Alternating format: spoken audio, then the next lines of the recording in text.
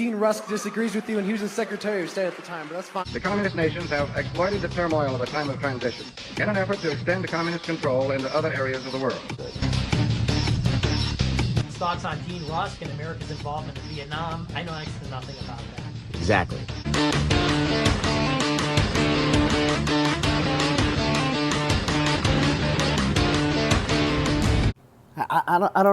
Like a small part of my argument was a legal argument. My main concern is whether they should. The answer is fucking no.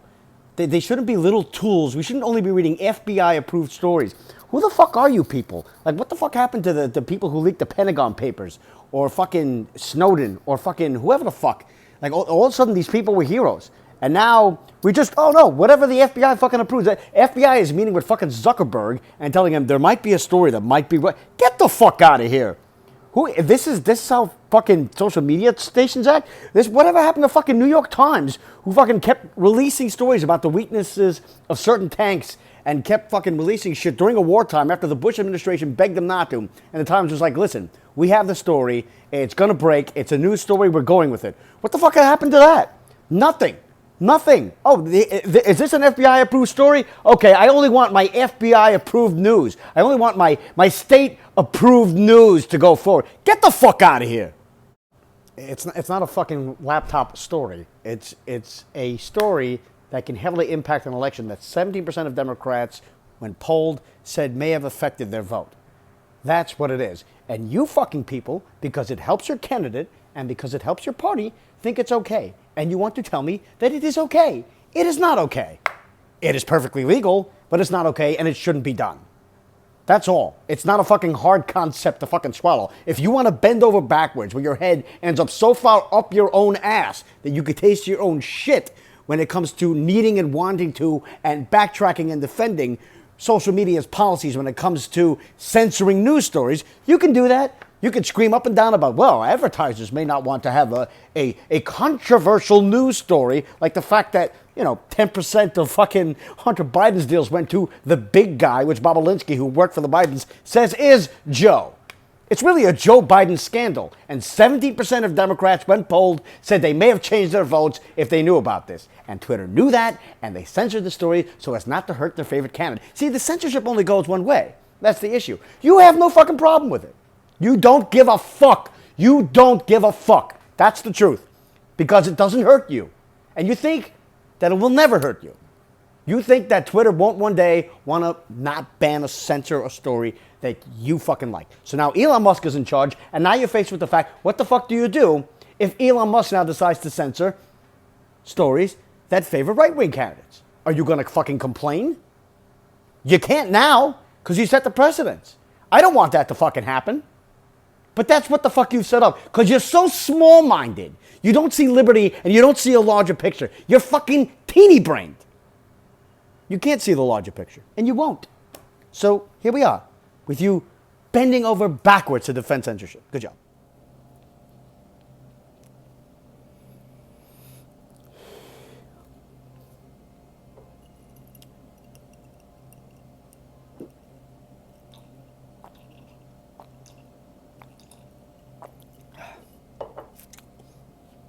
You can't scream fire in a movie theater versus freedom of speech. I highly doubt that people who say this phrase, and it's always in the vein of trying to curtail certain speech, which eventually leads to political speech, and that's all it is. It's an attempt to shut down dissent. I'm very positive that they don't know where this phrase comes from or what it means. This phrase comes from a Supreme Court opinion written by Oliver Wendell Holmes. And the case is Schneck v. United States. And in this case, anti-war protesters of World War I were accused of essentially sedition, being insurgents, domestic terrorists, breaking the Espionage Act or whatever it was. Essentially sedition, what they were being accused of. They said, no, this is freedom of speech. We're allowed to say this. We're allowed to protest against the war. We understand that this is in wartime and you've taken extreme measures during wartime. If you ever read The Road to Serfdom, it talks about what happens during war. The controls we take over society never leave. Power given to the state is never returned.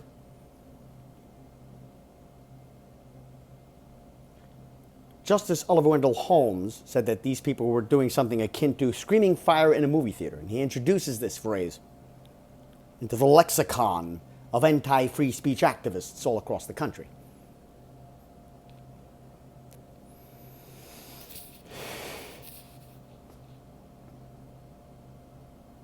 The great heroes of the left, the ones who are responsible for us losing the Vietnam War through their accepting of enemy propaganda and spreading it to the United States and losing the Americans' will to fight,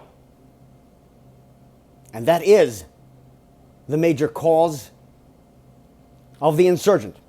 When we fight wars with insurgencies, with small groups of people who are locals and we are the invading force, they understand that we live in a Western democracy or republic or whatever you want to call it. We live in a liberalized nation, for lack of a better word. And we control our representatives. There are elections that are supposed to be true and good and completely fair, that aren't stolen. We are in charge of our military leaders, the democracy, the people. Their enemy is the American people. Their job is to wilt their will to fight. If the American people change their representatives to people who will pull out of the conflict, they have won the war. They just have to stick around long enough to send enough bodies home in body bags to eat at the spirit and the fighting force of the American. This is believed before that time to be impossible.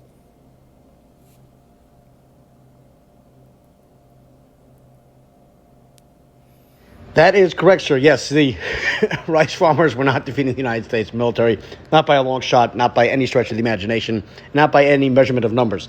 The truth is that insurgents, when it comes to fighting counterinsurgencies, understand that the real power of Western societies or Western civilizations or democratic republics or whatever you want to call them, liberalized nations, is the power comes from the American people. See, the American people vote in their leaders, and their leaders control the military. When it comes to revolutionary forces, there is no structure of where the citizenry has any say.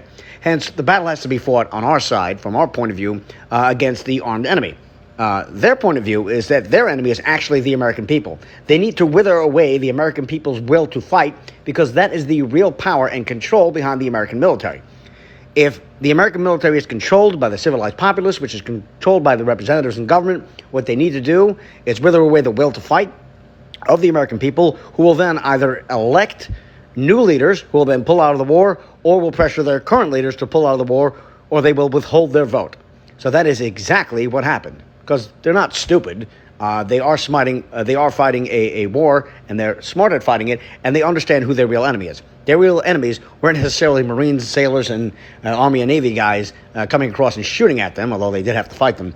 Their real enemy was the American people. And so those who bought into enemy propaganda facilitated the American loss. Jane Fonda will never be forgotten as an enemy propagandist. You can go into VFWs today and see Jane Fonda urinal stickers. I had one on my wall in the Marine Corps. I know, it seems strange to have a urinal sticker on your door, but I had one. She accepted enemy propaganda. She sat on a tank and went to Vietnam. She visited POWs, and they all smiled under the gun and tried to tell her that things were bad, and she wouldn't listen. She could barely see them. She came back and said, oh, they're being treated fine. Well, people like John McCain were in the Hanoi Hilton, being hung up on a rope to the point of where he never again could lift his arms above his shoulders.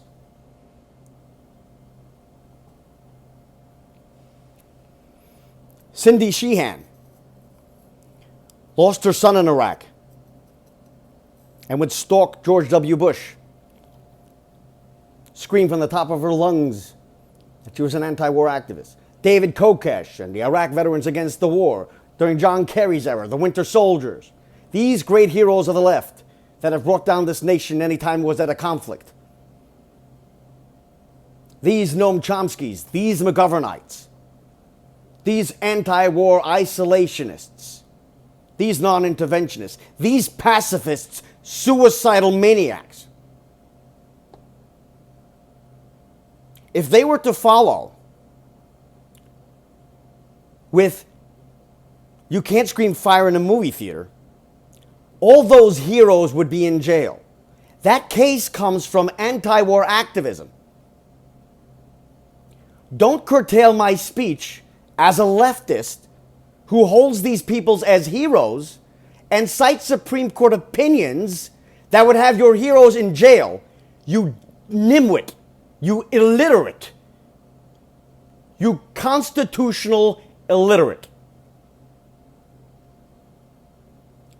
The question we have to ask ourselves is, would we fall under the umbrella of fire if we were to talk about you can't scream fire in a movie theater? Would our speech fall under fire? Have you ever heard the word misinformation, disinformation, propaganda, conspiracies? Those are older words, but misinformation and disinformation came on during COVID. You couldn't spread misinformation and disinformation like the origins of COVID, where it came from, that it was named after. Not until Jon Stewart talked about it on Late Night. The name of the disease is the name of the lab. You couldn't talk about that.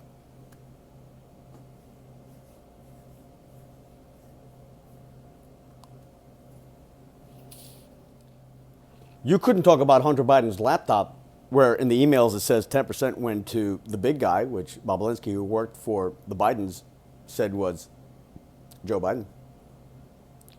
You couldn't say that. Your speech was considered disinformation.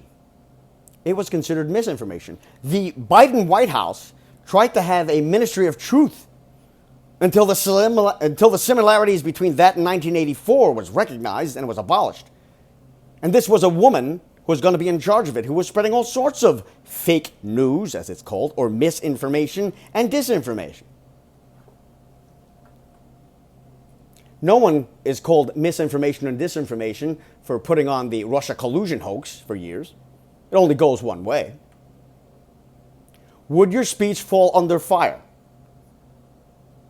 Is anything you've ever said about crime and race, that the reason why there is more crime in African American neighborhoods is not because of police racism, it's because there are more crimes being committed in African American neighborhoods. That's why there's more arrests, because there's more crime. Not only can you not say that, you can't even say that there is crime in certain circles. They will deny that there is crime, that these are statistics that are a conspiracy theory, that certain other places also have high crime. You can't even identify the problem, let alone solve it. You are not allowed to discuss the problem.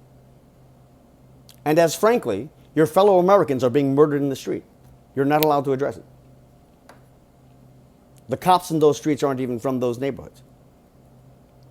And they're the heroes of those neighborhoods. The people they don't know. Risking life and limb. The people they didn't grow up with. People that don't even share their same skin color, their same culture.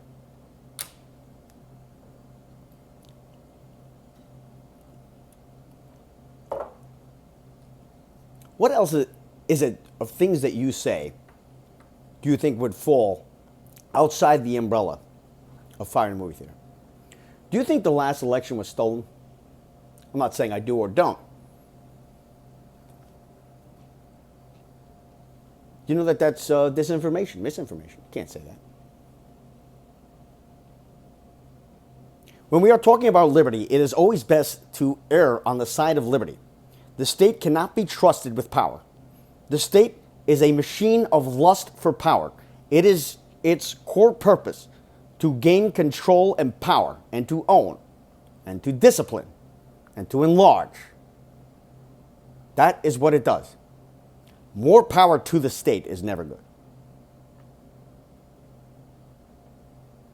Can't scream fire in a movie theater. You know where that language was used?